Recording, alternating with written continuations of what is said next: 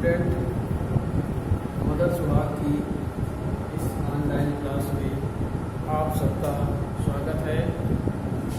बच्चों, जैसा कि कल आप लोगों को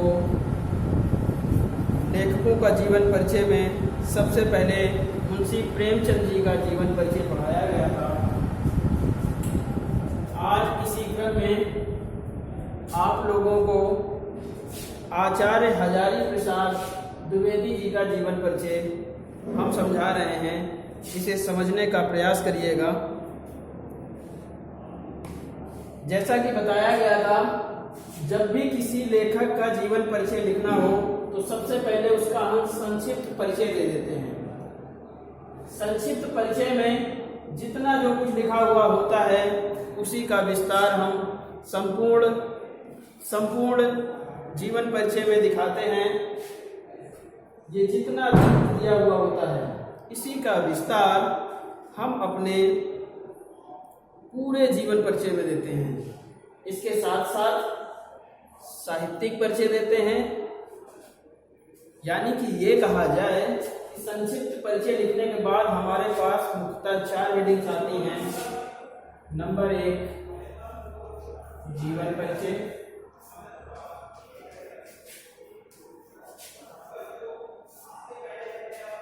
नंबर 2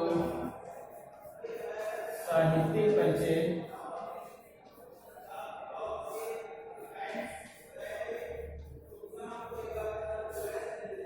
नंबर 3 रचनाएं और नंबर 4 भाषा शैली।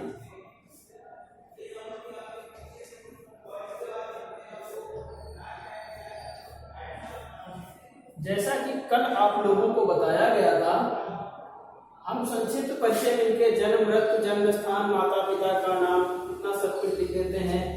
जीवन परिचय तक हमने समझाया था, साहित्यिक परिचय नहीं समझा पाए थे किन्हीं कारणों। आज हम इसे आगे समझा देंगे। तो पहले स्ट्रक्चर आपने समझ लिया कि कैसे लिखना है। संक्षिप्त परिचय पहले होगा, फिर स्केच से जीवन परिचय की हेडिंग पड़ेगी जिसमें हमें बताना होगा। फिर साहित्यिक परिचय। साहित्यिक परिचय में क्या होता है कि लेखक ने हिंदी साहित्य की कहाँ सेवाएं की है या फिर अन्य अपने जीवन काल में कौन कौन से उचित अच्छे कार्य किए हैं। तीसरी बात आती है रचनाएं। इन्होंने हिंदी साहित्य के लिए कौन कौन सी रचनाएं लिखी हैं, चाहे निबंध विधा हो, चाहे कहानी हो, चाहे उपन्यास हो, चाहे संपादन हो या फिर काव्य की विधा के अंतर्गत हो।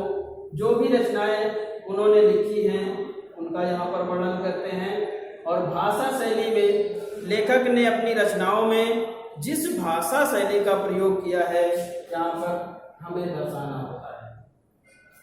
तो आचार्य हजारी प्रसाद द्विवेदी जी के यदि संक्षिप्त परिचय की बात की जाए तो सबसे पहले जन्म की बात करते हैं। जन्म कब हुआ? सन, पहले नाम, हेडिंग्स थोड़ा सा मिस्टेक हो गई हैं, चलिए यहीं से देख लेते हैं। सबसे पहले जन्म देख लें। जन्म कब हुआ? सन 1907 ईस्वी। मृत्यु की बात की जाए तो मृत्यु कब हुई? सन 1979 ईस्वी में।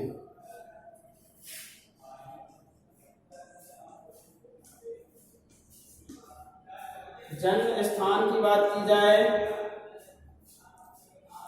दुबे का छपरा जगह का नाम है। दुबे का छपरा जो कहाँ पड़ता है? बलिया डिस्ट्रिक्ट में पड़ता है।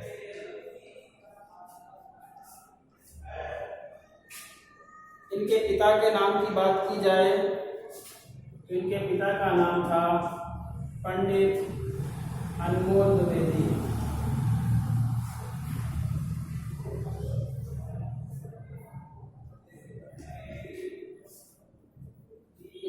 माता के नाम की बात की जाए तो इनके माता का नाम, दो नाम प्रचलित मिल जाते हैं। कहीं कहीं ज्योतिकली मिलता है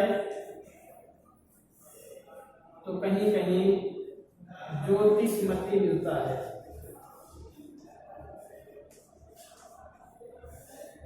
ये अलग अलग बुकों मिलता है। कहीं कहीं ज्योतिकली इनकी माता का नाम मिलता है तो कहीं कहीं इनकी माता का नाम ज्योतिषमती मिलता है। दोनों राइट माने जाएंगे, कोई भी लिखते हैं। भाषा शैली की बात की जाए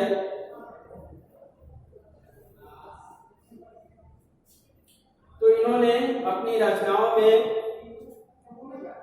शुद्ध साहित्य,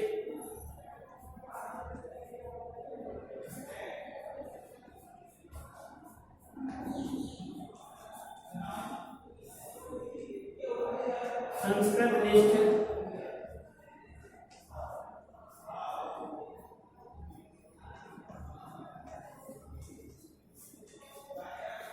खड़ी बोली का प्रयोग किया है,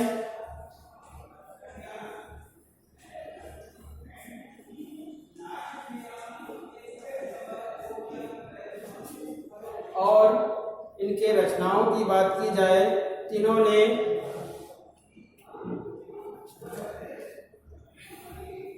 निबंध, उपन्यास, आलोचना, अनुदित, संपादित साहित्य आदि क्षेत्रों में रचनाएं लिखी हैं। इनकी प्रमुख दो चार रचनाएं, यहाँ जो रचनाएं हमें डाली जाती हैं वो प्रमुख, इनकी जो प्रमुख दो चार रचनाएं होती हैं उन्हीं को लिखते हैं। जैसे कि इनकी प्रमुख रचनाएं देख ली जाएं,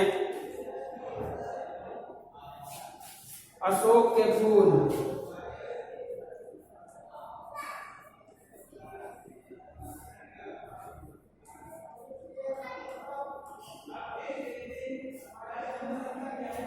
कुटज,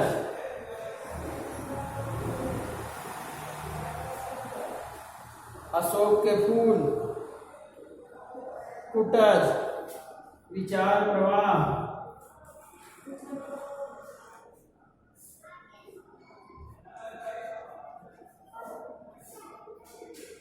आदि लिख लीजिए।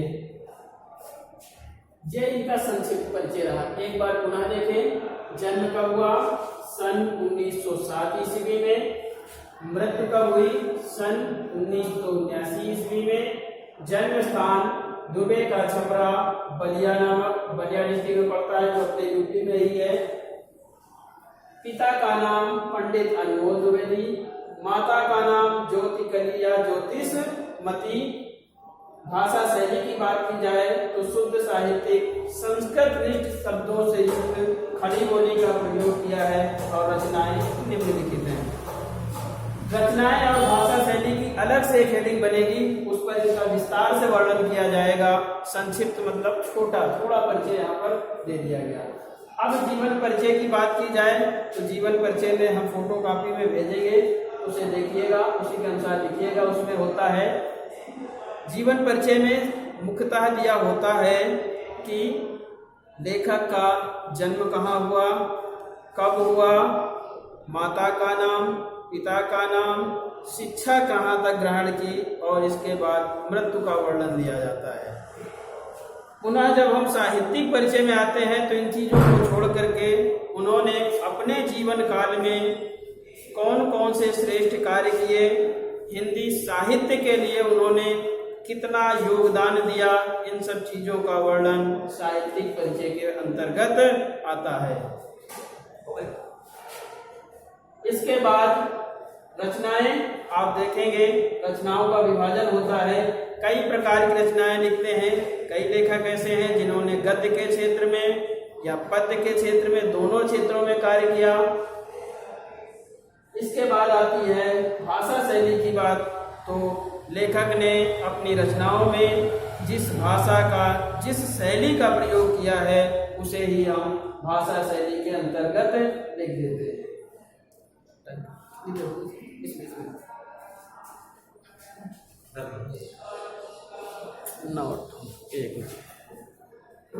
तो बच्चों, आप लोगों ने देखा इनका पूरा संक्षिप्त परिचय। एक बार हम इनकी रचनाओं को थोड़ा सा और संक्षेप में बता देते हैं। इनकी रचनाएं जरा सा देख लीजिए।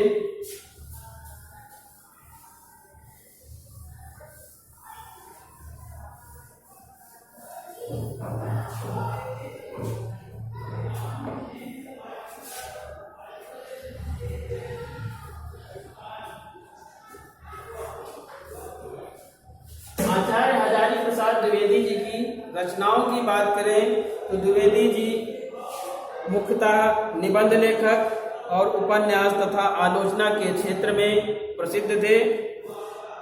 इनके जितना भी साहित्य है उसे हम 4 या 5 भागों में बांट कर देखेंगे। नंबर 1 हेडिंग डालेंगे निबंध।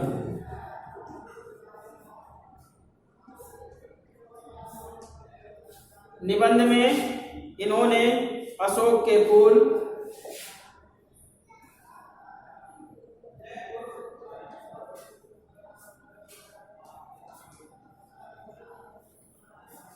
कुटज, कंठलता,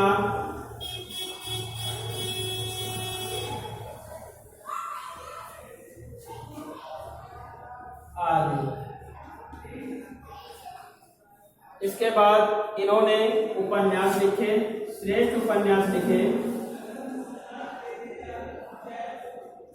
उपन्यासों की बात की जाए तो इनके प्रमुख उपन्यास हैं बाण भट्ट की आत्मकथा,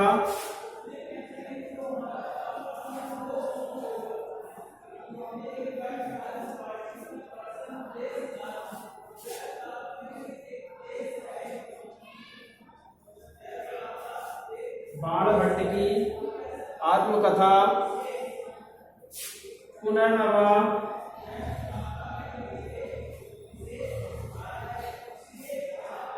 चारुचंद्र लेख,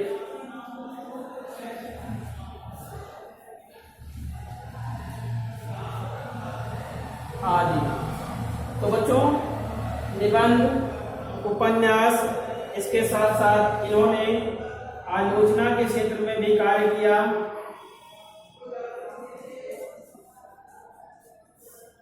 आलोचना के बाद इन्होंने संपादन के क्षेत्र में भी कार्य किया।